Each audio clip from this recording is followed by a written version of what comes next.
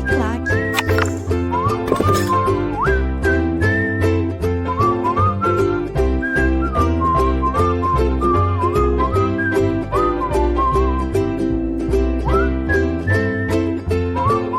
Olá, meus amigos, minhas amigas, vamos continuar nosso mini curso, não é uma aula, isso aqui é um mini curso sobre a Lei 12.527. Na altura do campeonato, nós já estamos no capítulo 4º, nós sabemos que nós temos aí 6 capítulos e faço uma chamada especial para vocês. Neste capítulo, nós vamos tratar das restrições de acesso à informação,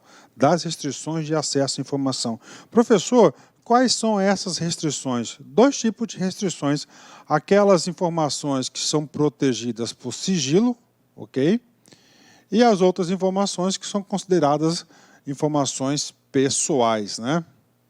Então, esses aqui são os dois tipos, né, os 2 blocos de informações que são sujeitas à restrição. Professor, por que sujeitas à restrição? Primeiramente, você tem que entender na altura do campeonato que essa aqui é uma lei que está regulando o quê? O direito constitucional de acesso a informações. Ou seja, regra geral. Qual que é a regra geral? A regra geral é todo mundo pode ter acesso a todas as informações produzidas pelo setor público. Mas nós temos um tipo de informação que é para assegurar a própria proteção do Estado e a sociedade, que elas serão protegidas por um tempo determinado, fora as informações pessoais. Ou seja, é o capítulo que eu digo para vocês, sem dúvida nenhuma, meus amigos, sem dúvida nenhuma, né? É o capítulo na qual nós temos aí mais exercícios, é o capítulo de maior incidência de questões de prova. Inclusive o seguinte, nessa aula nós temos aí 35 slides, dos 35 slides, vocês podem ter certeza que nós vamos resolver 10 questões de concurso. Por quê, professor? Porque é o mais cobrado. Ou seja, nesse capítulo, se você estiver aí um pouquinho cansado, com sono, para o vídeo, vai descansar, vai refrescar um pouquinho a cabeça, o corpo, dá uma respirada depois e vem assistir esse vídeo porque é muito importante, ok? Vamos lá. Então, esse capítulo ele é organizado em 4 sessões. A primeira sessão traz sobre as disposições gerais. O segundo, da classificação da informação quanto o grau e o prazo de sigilo, né? O grau de sigilo nós já sabemos, são 3 graus de sigilo reservado, reservado, secreto e ultrasecreto, e o prazo do sigilo, né? Por exemplo, reservado, 5 anos, secreto, 15 anos, e ultrasecreto, nós temos aí 25 anos. Na seção 3, nós vamos trabalhar da proteção e do controle da informação sigilosa. A seção 4, dos procedimentos de classificação, reclassificação e desclassificação, ou seja, não é qualquer autoridade, não é qualquer pessoa que pode classificar uma informação, por exemplo, como uma informação de ultrasecreta. Tem as pessoas, tem as autoridades competentes para classificar determinada informação. E, finalmente, a seção 5 trata das informações pessoais, ou seja, o capítulo 4º é o capítulo mais longo, o capítulo de maior conteúdo, são 5 sessões aí para vocês, ok? Vamos lá, seção 1, vamos lá. Primeiro, disposições gerais. Eu vou ler, vamos ver se vocês conseguem entender. Tem pegadinha aqui, hein? Presta atenção. Não poderá ser negado acesso à informação necessária à tutela judicial ou administrativa de direitos fundamentais. Professor, não estou entendendo, professor. Vamos lá. O que o legislador quis dizer nesse artigo? Vamos lá. Juízo de valor. Vem comigo, pensa. Primeiro, regra geral. Todo mundo tem direito à informação. Essa é a regra geral. Algumas informações vão ter o quê? Acesso restrito. São aquelas classificadas com grau de sigilo, ok? Ok. O que fala aqui? Não poderá ser negado acesso à informação necessária à tutela judicial ou administrativa de direitos humanos. Ou seja, eu, professor Luiz, tenho uma demanda judicial, uma tutela judicial, e eu preciso de uma informação que está classificada como reservada. Lá na justiça, eu preciso dessa informação. Para quê? Para provar que eu sou inocente, estou sendo acusado pelo Ministério Público, por exemplo. O que acontece? Neste caso, tá certo? O único caso que é quebrado o quê? A proteção da informação classificada como informação sigilosa. Então, preste atenção, isso aqui é a exceção da exceção. Nós estamos estudando qual capítulo? Nós estamos estudando aqui, o capítulo das restrições de acesso à informação. Ou seja, aqui vai regular todas as situações de quê? Todas as situações que envolvam restrição, mas que para o exercício da tutela judicial ou administrativa de direitos fundamentais, você pode, aí o Estado não pode negar o acesso a essa informação. Atenção, essa é a única exceção e isso cai muito em concurso. Bacana entender o que está escrito aí, qual que é o significado do legislador. Parágrafo único, muito importante também. As informações ou documentos que versem sobre condutas que impliquem violação de direitos humanos praticados por agentes públicos ou a mando de autoridade pública não poderão ser objeto de restrição de acesso. Então está aqui para vocês, né, alguma informação que foi classificada, por exemplo, como sigilosa, só que essa informação, ela violou o quê? Os direitos humanos. Se há violação dos direitos humanos, e não interessa qual tipo de informação, ela não poderá ser classificada com grau de sigilo. Então está aqui para vocês, o capítulo começa aí com duas exceções fundamentais. A primeira exceção fundamental, que para o exercício da sua defesa, necessária a tutela judicial ou administrativa de direitos humanos, não pode ser negado o acesso à informação, mesmo que a informação esteja protegida com grau de sigilo, esteja protegida com sigilo. E o parágrafo único diz o seguinte, olha, não tem proteção à informação aquelas informações que impliquem desrespeito aos direitos humanos, por agentes públicos ou a mando de autoridades públicas. Bacana? Fechou, né? Ótimo. STJ, CESP 2015, analista. De acordo com a legislação em vigor, não poderá ser negado o acesso à informação necessária à tutela judicial ou administrativa de direitos fundamentais. Ou seja, essa questão é uma questão que está prevista na Lei 12.527, nós já lemos isto, né?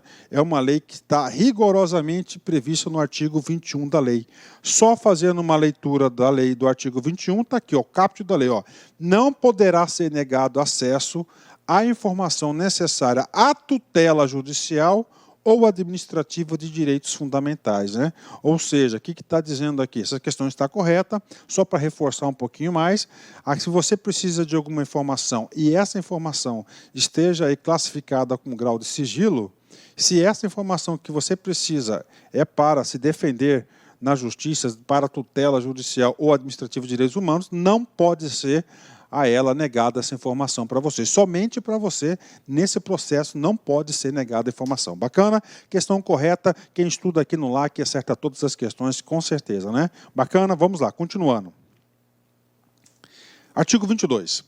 O disposto nessa lei não exclui as demais hipóteses legais de sigilo e de segredo de justiça, nem as hipóteses de segredo industrial decorrentes da exploração direta de atividade econômica pelo Estado ou por pessoa física ou entidade privada que tenha qualquer vínculo com o poder público, né?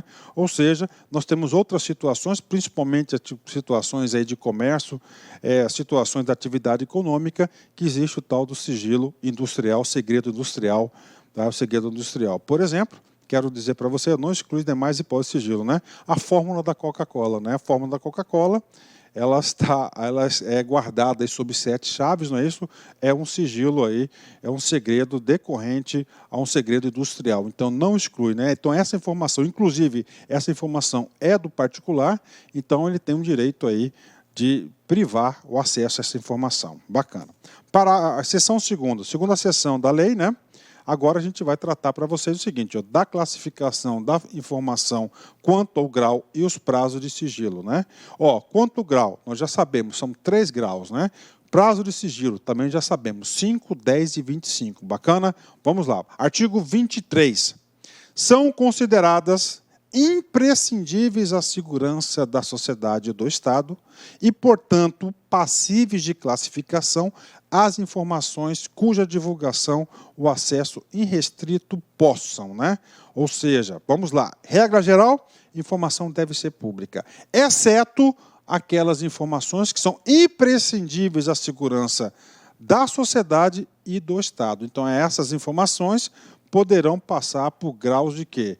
De classificação quanto ao sigilo. Bacana? O que diz o artigo 23? O artigo 23, ele vai dizer o seguinte, o artigo 23 ele vai dizer quais as situações, quais os tipos de informações que serão sujeitas aí à aplicação do sigilo, ou seja, eles vão tratar de forma reservada, elas vão ser restritivas, não vão ser divulgadas por um determinado tempo. Professor, por que isso aqui é importante? Isso aqui é muito importante, sabe por quê? Isso aqui é uma defesa para a democracia. Imagine só, né, um ministro de Estado aí tendencioso, né? Ele comete aí, tendencioso, né? Tem algum documento, que esse documento aí, ele possa, inclusive, reincriminá-lo, né, judicialmente. O que ele fala? Para não dar acesso à publicidade desse documento que vai estar formando prova contra o cara chega lá e decreta ou classifica como o quê? Como documentos aí, como documentos ultrasecretos. São 25 anos, né? O que acontece, cara? Ultrasecreto, pronto, acabou, esse documento não vai ser público, né? E aí? Aí daqui 25 anos nem sabe se o cara estará vivo. Então, para isso, o legislador sabiamente definiu em algumas hipóteses, quais são as hipóteses na qual esses documentos serão aí sofrer a restrição. São poucas hipóteses. Primeira, pôr em risco a defesa e a soberania nacionais ou a integridade do território nacional. 2, prejudicar ou pôr em risco a condução de negociações ou as relações internacionais do país, ou as que tenham sido fornecidas em caráter sigiloso por outros estados e organismos internacionais. Terceira situação, pôr em risco a vida, a segurança ou a saúde da população, oferecer elevado risco à estabilidade financeira, econômica ou monetária do país. Em relação a esse item 4 aqui, muitas informações aí produzidas pelo Banco Central do Brasil são informações aí que têm um certo grau de sigilo, né? Por quê? Porque se essas informações forem divulgadas não no momento correto, pode ocasionar o quê? Elevado risco à estabilidade financeira, econômica e monetária do país. 5. Prejudicar ou causar risco a planos ou operações estratégicas das Forças Armadas. Prejudicar ou causar risco a projetos de pesquisa e desenvolvimento científico ou tecnológico, assim como a sistemas, bens, instalações ou áreas de interesse estratégico nacional. 7. Pôr em risco a segurança de instituições ou de altas autoridades nacionais ou estrangeiras e seus familiares. Ou, finalmente, item 8, comprometer atividades de inteligência, bem como de investigação ou fiscalização em andamento relacionadas com a preservação e repressão de infrações, né? Ou seja, na condução do inquérito policial, está protegido pelo sigilo das informações, inclusive isso está no Código Processual Penal. Bacana? Então é o seguinte, o artigo 23, ele trouxe o seguinte, olha, as informações que serão classificadas como sigilosas, tá certo? Só podem ser nesses casos. Então você tem o quê? 8 hipóteses para você decorar, que são essas informações, que são motivos que podem ensejar o quê? Motivos que poderão ensejar o quê? Restrição de acesso às informações. Artigo 24. Artigo 24, ele já vai tratar qual é o grau, quais são os graus, perdão, que de sigilo que essa informação pode receber. A informação em poder dos órgãos e entidades públicas, observado o seu teor e em razão de sua imprescindibilidade à segurança da sociedade ou do Estado, poderá ser classificada como ultrasecreta, secreta ou reservada. De novo, ultrasecreta, secreta e reservada. Gente, atenção, maior potencial de questões, maior probabilidade de ser cobrado em prova é esse cara aqui, tá? Isso aqui, quem diz é estatística. Professor, e aí? Aí eu tenho que fazer para vocês, tá? Um comentário muito interessante. Vou fazer o comentário com a questão em seguir. Vem comigo. Questão CDF, né? CESP 2017, cargo de técnico. Vem comigo. Com relação ao grau de sigilo, Os documentos podem ser classificados como ostensivos, reservados, secretos ou ultrasecretos, né? Então vamos lá, né? Ó, relação, grau de sigilo. Professor, o grau de sigilo está na lei 12.527, ok? De 2011. Só que é o seguinte, cara, essa lei 12.527, vem comigo essa explicação importante, ela revogou aqui, tá? Ó, os artigos 22, 23 e 24 da lei 8.159. Esses artiguinhos aqui antes que tratavam sobre a classificação do grau do sigilo, ou seja, antes a classificação do grau do sigilo era reservado, ostensivo, secreto e ultrasecreto. Com o advento dessa outra lei aqui, da lei atual que está vigorando, eles são classificados como reservados, secretos e ultrasecretos, ou seja, esses documentos que eram classificados como ostensivos não existem mais. Então, o aluno que estuda aí com documentação, com material antigo, né, ele errou essa questão. Então, errou por isso, porque não tem hoje, na legislação atual, essa possibilidade dos documentos serem ostensivos, bacana, ostensivos. Ou seja, a questão está errada por esse detalhe. Lembra-se, questão de 2017, cara, né? A lei foi de onde? A lei foi de 2011, já temos um tempo considerável aí de vigência dessa lei. Bacana?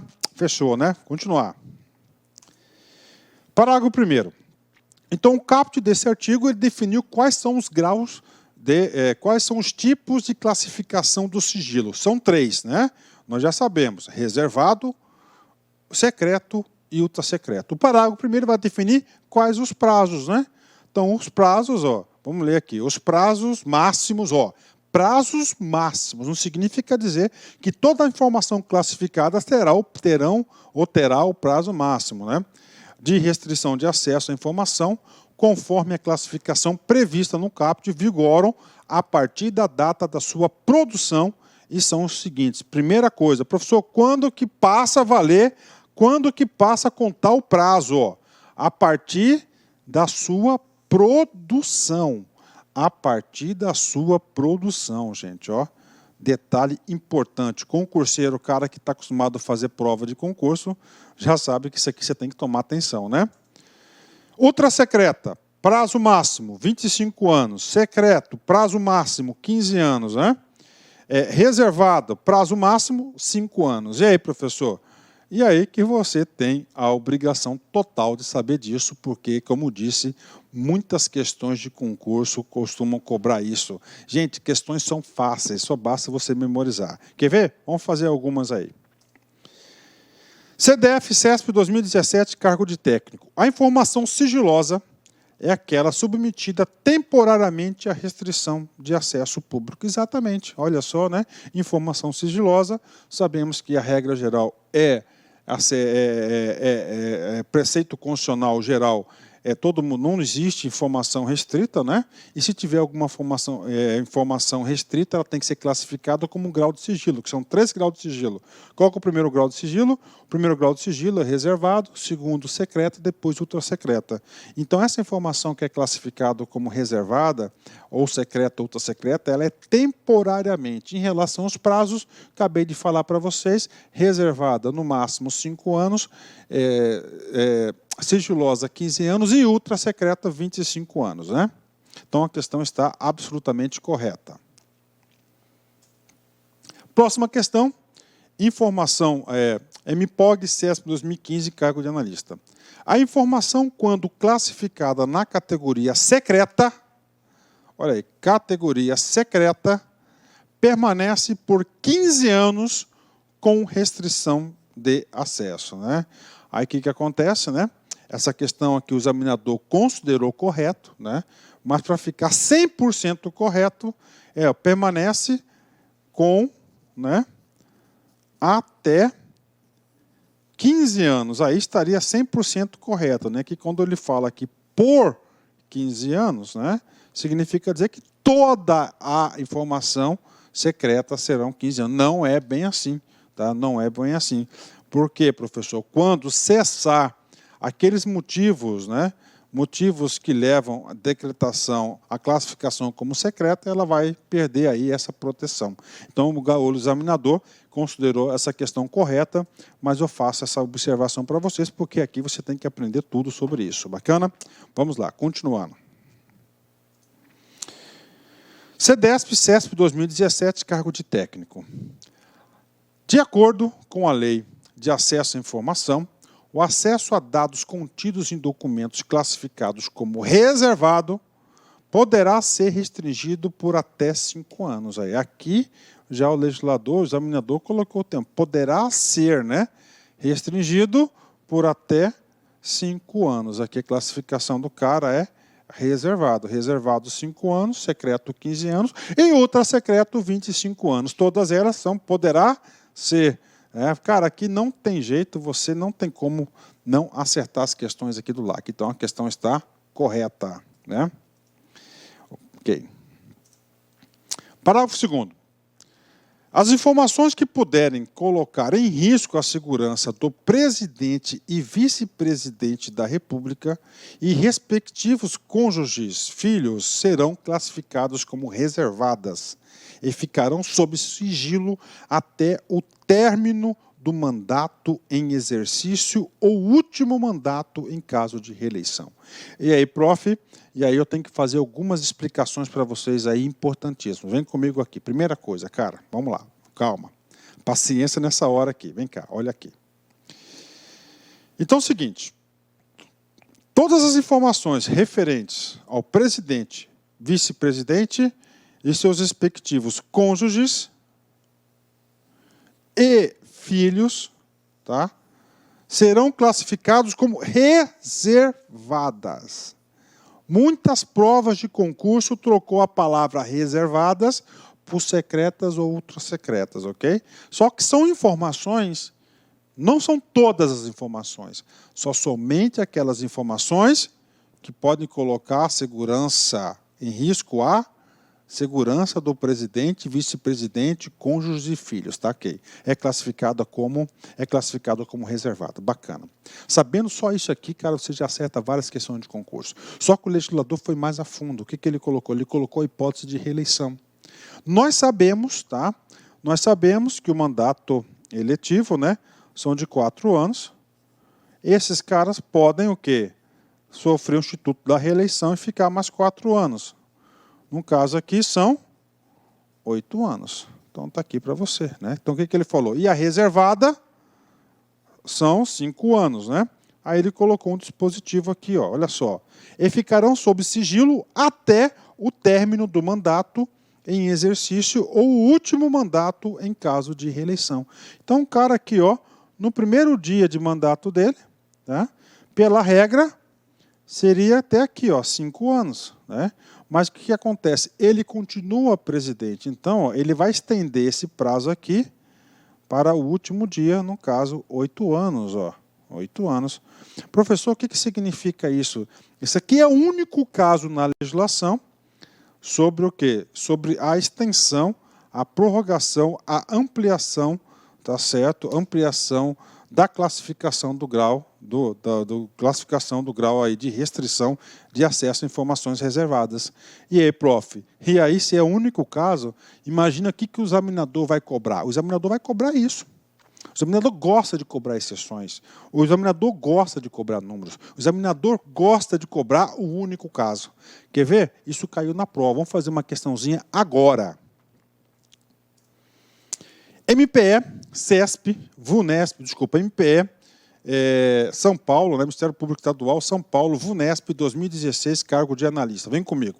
Segundo a Lei 12.527, as informações que puderem colocar em risco a segurança do presidente e vice-presidente da República e respectivos cônjuges e filhos serão classificados como, ou seja, vem comigo, as informações do presidente, cônjuge, presidente, vice-presidente, os cônjuges e os filhos são classificadas como tem Tem grau de sigilo? Sim, tem grau de sigilo. Se tem grau de sigilo, tem 3 hipóteses: reservado, secreto e ultrasecreto. Presidente e vice-presidente da República, qual que é a classificação? Reservado. Se é reservado, a letra A está fora, porque está ultrasecretas. Ó. A B, secretas, está fora também. Ó. Imprescindíveis ao interesse público e ficarão disponíveis até o término do mandato, em exercício do último mandato, indicado de reeleição. Esse cara aqui está incompleto. Incompleto, né? Tá incompleto esse cara aqui, tá? Imprescindíveis à segurança da sociedade e ficarão serão classificados como reeleição, que ó, serão classificadas como reservadas e ficarão sob sigilo até o mandato em exercício ou último mandato no caso de reeleição. Ou seja, se o cara aí estudou com a gente, se o cara fez a leitura da lei, com certeza ele não errou essa questão, uma questão muito fácil como essa aqui, ou seja, a questão é a letra E, tá? A letra E é a alternativa correta. O examinador quis saber o quê? Se você sabe dessa única particularidade aí do presidente e vice-presidente da República, cônjuges e filhos que tenha todas as informações que pode colocar em risco são classificadas como reservadas. E tem a particularidade ainda do mandato eleitoral, que é 4 mais 4, 8, né? E a reservada são 5 anos, ok? Ótimo. Parágrafo 3º. Alternativamente aos prazos previstos no parágrafo 1º, poderá ser estabelecida como termo final de restrição de acesso à ocorrência de determinado evento, desde que este ocorra antes de transcurso do prazo máximo de classificação. Então está aqui para vocês, cara. O que acontece isso aqui? Tá? Vamos colocar que tem uma informação que o Brasil está negociando com a China, tá certo? Vamos colocar algo aí, um tratado nuclear com a China, né? Estou colocando uma informação super, ultra secreta, né? É um tratado nuclear com a China, tá? E se a divulgação que o Brasil, se vazar alguma informação que o Brasil está fazendo esse tratado, pode prejudicar o objetivo final, que é celebrar esse contrato com a China. O que acontece? Todas as informações, pelo presidente da República, pelo ministro de Defesa, pelo comandante do Exército, né? Serão classificadas como ultrasecretas. Ultrasecretas são um prazo de quê? De 25 anos. Está aí. Só que é o seguinte, da data da produção dos documentos até a celebração foram 3 anos. Celebrou o contrato nuclear de parceria e cooperação técnica com a China. Pronto. Se o objeto da proteção era proteger essa negociação, e uma vez que essa negociação já foi finalizada, não tem mais o porquê, não tem mais o motivo de você proteger essas informações, porque vai ter uma cerimônia, vai ser divulgada essa parceria com a China. Então, é o seguinte, é uma hipótese, né? O que pode, regra geral, você pode antecipar o prazo, tá? Antecipar o prazo de restrição. Você não pode prorrogar o prazo de restrição dessa informação, porque toda informação ela é pública e um dia ela vai ser disponibilizada, mais cedo ou mais tarde. Bacana? Então, prazo máximo de classificação. Isso conta muito. Professor, e aí, professor? Transcorreu o prazo. Se transcorrer o prazo, ela vai se tornar pública automaticamente de acesso público. Transcorrido o prazo de classificação, ou consumado o evento que defina o seu término final, a informação tornar-se-á automaticamente de acesso público. Então, está aqui para vocês, venceu o prazo, ela vai se tornar automaticamente pública, né? Parágrafo 5º. Para a classificação da informação, em determinado grau de sigilo, deverá ser observado o interesse público das informações utilizadas a critério ao menos restritivo possível. Consideráveis, né? Ou seja, está colocando aqui o seguinte, motivos, né, e fundamentos para que o agente público, quando for classificar a informação, ele leve em consideração esses 2 ditos, a gravidade do risco ou dano à segurança da sociedade e do Estado, e o prazo máximo de restrição de acesso ou evento que defina o seu término final. Então, são as 2 considerações importantes na qual a autoridade aí competente para fazer a classificação das informações analise seus fatos aí, ok? Vamos lá, seção número 4, né? dos procedimentos de classificação, reclassificação e desclassificação, né? A classificação do sigilo de informações no âmbito da administração pública federal é de competência. Ok. Classificação. O que é isso? Quem são as pessoas que podem classificar as informações como ultrasecreto? Gente, isso aqui também é cobrado muito. Vamos lá. Ultrasecreto, quem que é? Só a autoridade. Ah, professor, sou chefe de seção. Está passando um documento na minha mão aqui, ultrasecreto. Não vai passar um documento na sua mão de ultrasecreto. Tá certo? Vamos lá. Quem que pode ver? Ultrasecreto. Quais são as autoridades? Primeiro, o presidente da República. Se tem um presidente da República, tem quem? Tem o seu vice, né? Ultrasecreto, cara, anota aí, 5 autoridades. Cara, isso você tem que saber, isso despenca em prova, hein? Presidente, vice-presidente e seus auxiliares diretos. Professor, quem que são os auxiliares diretos do presidente da República? É o ministro de Estado, Ministro de Estado é autoridade com as mesmas prerrogativas. Professor, dá um exemplo de autoridades com as mesmas prerrogativas. Já falei para vocês. Por exemplo, o presidente do Banco Central. O presidente do Banco Central ele não é o ministro de Estado. O presidente do Banco Central ele é presidente de uma autarquia que está vinculado no Ministério da Fazenda. Só que, pela legislação em vigor, ele considera o presidente do Banco Central no mesmo nível de quê? De ministro, ou seja, o presidente do Banco Central, ele pode sim, tá certo, classificar alguma informação como ultrasecreta. E pode, faz, com certeza. Terceira, gente, ultrasecreto, são informações importantes. Aí dizem, segurança do Estado. Quem que cuida da segurança do país, Brasil? É o quê? O Exército, as Forças Armadas, Então, comandante da Marinha, do Exército e da Aeronáutica. A aeronáutica. Então, são aqui os comandantes das forças militares do Brasil. E, finalmente, nós temos aí chefe de missões diplomáticas, consulares permanentes no exterior. Conclusão, são apenas 5 pessoas aí autorizadas pela legislação, pelo legislador, em classificar a informação como ultrasecreta. São informações mais importantes do nosso país. Bacana? De novo, tem que saber. Isso aqui cai na prova. Comigo aqui, presidente da República, vice-presidente da República, ministros de estados e autoridades com as mesmas prerrogativas. Lembrem do presidente do Banco Central, comandantes da Marinha, Exército e Aeronáutica e chefe de missões diplomáticas e consulares permanentes no exterior. Então, um diplomata no Brasil, ele não tem direito aí a classificar como a informação como ultrasecreta, né? Principalmente essa aqui do exterior, gente, porque tem muitos tratados, convenções aí internacionais que têm que ser tratados sob sigilo. Bacana? Prof, isso cai em concurso? Não proai, isso despenca. Olha só como foi cobrado nesse concurso. Vem comigo. Instituto Federal de São Paulo, IBFC 2016, cargo de analista. Considerando a Lei Federal 12.527 de 2011 e o Decreto Estadual 58052 de 2012, né? Este aqui é um decreto regulamentador da lei, tá? Só que esse decreto aqui é somente para o Estado de São Paulo, tá? Inclusive tem aula gravada aqui minha sobre esse assunto aqui, mesma forma que eu gravei aí a Lei 12.527, são 6 partes, uma parte, cada capítulo uma parte. A classificação do sigilo de informações no âmbito da administração pública federal, não é estadual, é de competência no grau de ultrasecreto das autoridades, exceto, né?